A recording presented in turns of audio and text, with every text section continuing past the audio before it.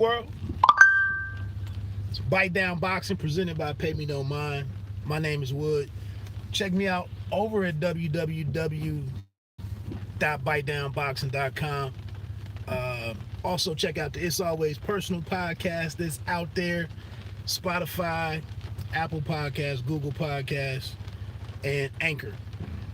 Hell of a fight today. I'm trying to get home the 5:30 start time on this ESPN Plus card with the talent provided courtesy of Ohio, the Buckeye State. So I'm going to check that out. Shout out to my man Junior the Truth. Only got to go right down the street for my drink now. It's good to see they keeping that in stock locally or nearby. But anyway, man, getting to these women.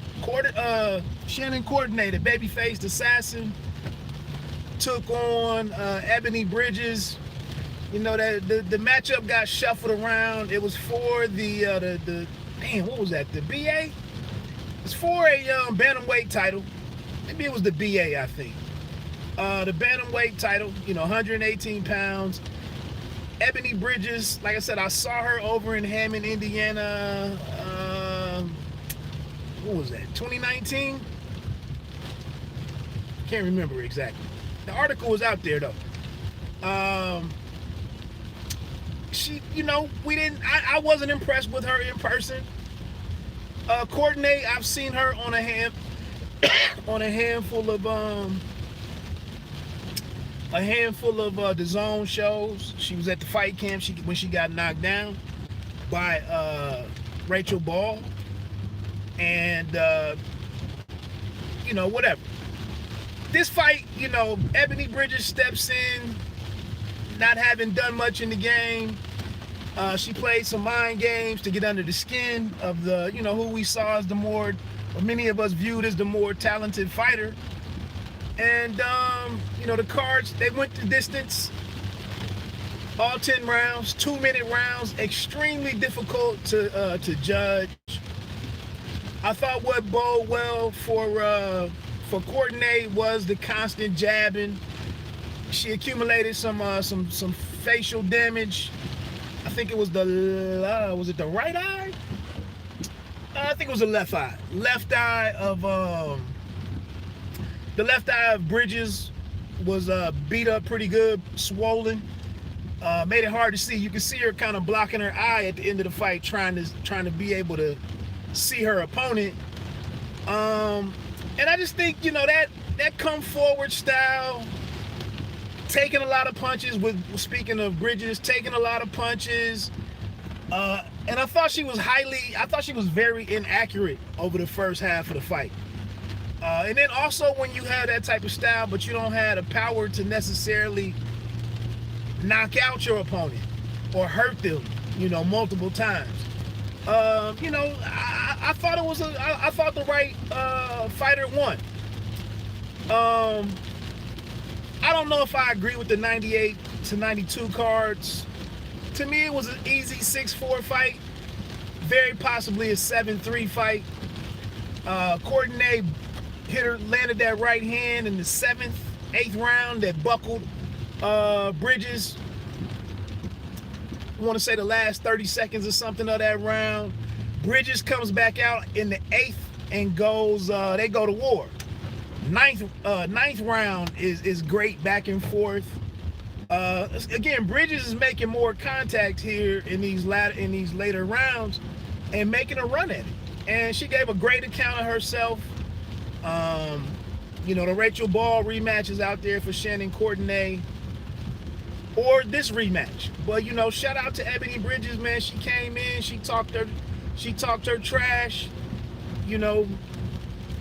She was loud. She had the girls out, or whatever, the puppies out, the girls out. She did the stare down and didn't even bother putting her pants on and whatnot.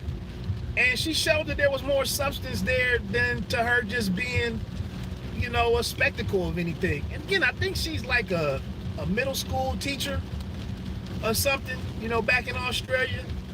But she came in, like I said, man, she talked her stuff. She stirred it up. She got her name out there. She went to war. She took a lot of big shots.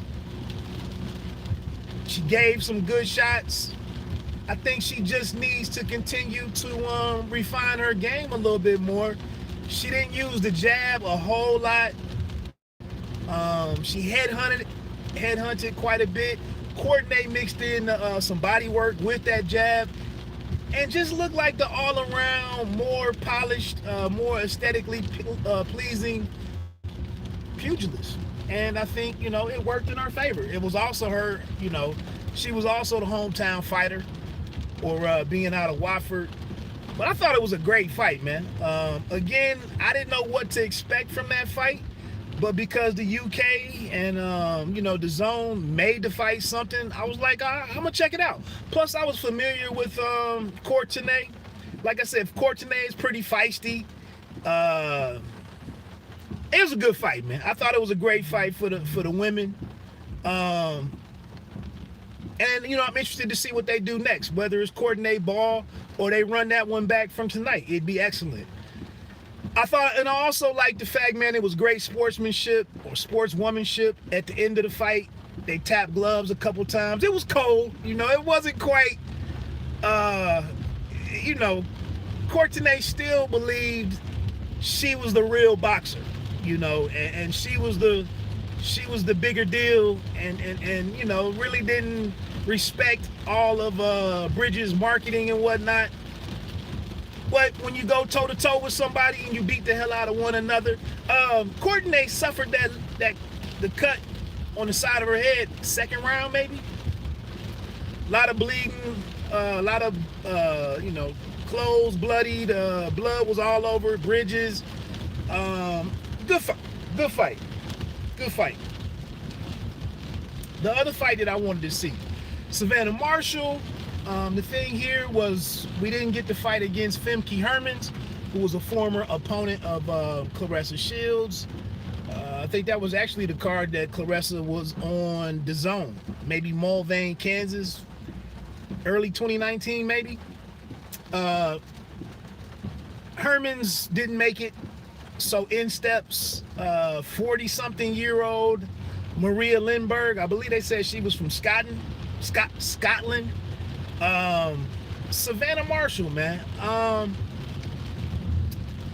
like her style, man. I mean, she's patient. I love the way she pops that jab. She fires the jab from her hip. She doubles it. She triples it. Sometimes it's with power. Sometimes it's just giving you something to be concerned about. She sets up her right hand. She got them long ass arms, man. She was going to the body nicely, left hook, some right hooks to the body. Just patient, not giving up her height, not giving Lindberg too much to work with. She throws in the upper body feints. She keeps her head offline. I mean, her fundamentals are pretty great. And then she has power. She dropped her. She dropped her with the counter right hand. What, in the second round? Lindberg had never been down. Four-time world challenger. I want to say she'd been in there with Hammer before. It was a couple names that I was familiar with that she's fought already and lost to, but had never been stopped. She comes back out there for the third round, and that was a really nice combination that Marshall threw. I want to say jab, the right uppercut was in there, left hook up top, and then the straight right hand coming down on the shorter fighter. Very well set up combination. And she dropped her again. And I think wisely, Lindberg stayed down and took the whole 10 count. And Savannah moved to 10-0 with 8 knockouts. This fight doesn't drive me over the top in favor of in the matchup with Claressa Shields, but I think it definitely I think it's going to start to become a reality for Claressa Shields that this is the fight. This is probably the best opportunity that you have. This is probably the best opportunity that's going to present itself. You can talk whatever you want to talk. You can throw your numbers out there, whatever. If it has to be in the UK first, then over here, or vice versa. Like, I think it's going to become very clear that the smaller females that she would like to get back in the ring, or that she would like to get in the ring, I don't think any of that materializes. None of them can really comfortably come up to 147. She probably can't go down comfortably to 147. So the catch weight stuff is probably not going to work. They could probably put something together with McCaskill. I don't know that anybody really wants to see that fight. I think it's going to become a reality that you need to entertain this fight and figure out a way to make it work. I don't know what more. I think Showtime would be interested in the future. You know, maybe after things really get back to whatever the new normal is.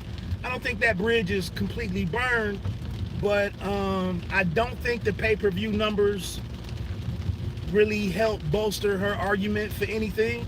So I think if Eddie Hearn comes a-calling, I think you got to figure it out and do what you got to do. And you know, Marshall, I don't really know what other moves she has, but I mean, she's in a country that's more accepting, more interested in women's boxing, so they could easily do the Femke Hermans fight, or go in some other kind of direction. But again, for Claressa Shields, Hannah Gabriels is out there trying to go for some light heavyweight title, I believe, so she's going up. She's not in a great market, a favorable market for women's boxing. It is what it is. And I think they're gonna have to, you know, strike up some kind of deal. Or, you know, we see what this this foray over into the cage, you know, into mixed martial arts. We see what happens there. I think she's with the PFL, I believe. We see what happens there, and she makes a decision. But again, I think if she wants to get paid, if she wants to earn, you know, a living, get a check, I think she's gonna have to, you know, play nice with Eddie Hearn and go over there and do what she has to do. I think it's a good fight. I think it'll be a well-received fight. I don't know. I saw the comment where she said make it the co-main or whatever for Fury and Joshua. You know, it's not like that fight really is, you know, that hasn't materialized or been finalized at this point. So who knows if that's worth looking into. But I think they can figure it out. Obviously, man, getting the stoppages looks good for Marshall. You know, I don't know if all the body feinting and keeping the hands down, and I don't know if all that stuff really works all that well against Claressa Shields. But then I don't know, you know, I think Claressa Shields needs to get away from trying to fight like she has a one-hitter quitter or something. I think she would possibly need to pick back up her volume a little bit more and box more. Just realized this was a live. You speaking facts. She'll likely make her best fight versus Marshall. Yeah, and you know, and like I said, I don't really hate Claressa Shields. I know we can't talk the truth when we talk about boxing, but I think you're gonna have to get in where you can fit in. And you know, I think Salida Promotions has done a respectable job in doing what they can, but I think you just in a market and in a division where there are limitations, and I think she's ran out of road.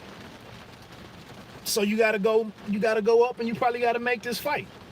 But with the matchup though, I think it's an excellent fight. I think it will be very tactical for the first few rounds. I I think it'll be a fight. I think it'll be a damn good fight. I don't think it will really be a war like what we saw with Courtenay and Bridges. I don't think either one of them really fight like that. But I love the pace and the intentional approach that Marshall fights with. I think Claressa can pretty much do it all. But I think and she looks different every time out because it is these previous opponents that she's had really haven't been all that great, with the exception of Hannah Gabriel's got the first or second round knockdown and made that fight interesting. But then Claressa pulled away and ran away with it at the end. Well, midway point really. So I don't have a winner in that fight. I just want to see the fight. I want to see how they get it together, where they have it at, and if it's 2 fights, I think that's gonna be the reality. You got to fight Savannah Marshall. So all the any tweeting and social media boxing, get all that out your system, whatever. Sit down and make this thing happen, and go from there. Anyway, man, let me get in here so I can get my ESPN Plus fired up for this, all these heavyweights, all the Ohio brothers that's on there. Let me get in here for that. Enjoy the rest of the night, man. Check me out, www.bitedownboxing.com. I might have some articles up tonight. I just picked up my this Uncle Nearest, so I might just enjoy the action. And check me out tomorrow, late morning. Appreciate you, D-Lo. Late morning, I'll probably do the recap show, the weekend recap show. You want to call in and holler at me, share your ideas, or not your ideas, but your point of view, your takes from the weekend and whatnot. I'll be on there. Let me get out of here. Bite Down Boxing, don't let them count you out. Pay me no mind. Sports and entertainment. You don't have to be great to start, but you have to start to be great. 1.